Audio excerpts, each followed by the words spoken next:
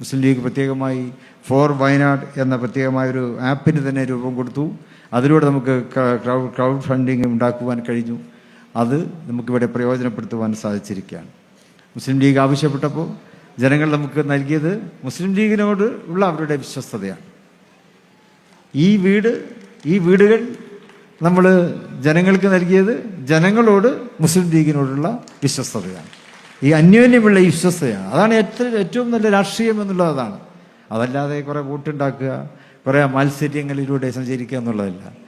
ജനങ്ങൾക്കും പാർട്ടിക്കും ഇടയിൽ സ്നേഹത്തിൻ്റെ, ഐക്യദാർഢ്യത്തിൻ്റെ വിശ്വാസ്യത, അതാണ് ഇന്ത്യൻ യൂണിയൻ മുസ്ലിം ലീഗിൻ്റെ രാഷ്ട്രീയം എന്നുകൂടി നമുക്കിവിടെ തെളിയിക്കുവാൻ സാധിച്ചിരിക്കുക.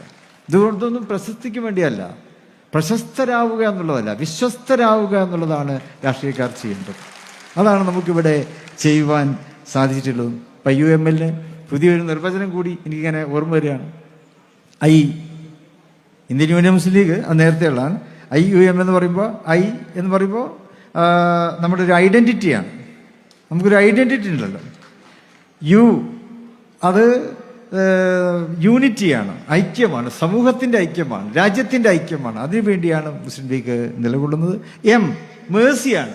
മുസ്ലിം ലീഗിൻ്റെ പ്രവർത്തനങ്ങളിൽ നിറഞ്ഞു നിൽക്കുന്ന കാരുണ്യം, കരുണ, അതാണ് IUM പറയുന്നത്. പിന്നെ ലോയൽറ്റിയാണ്.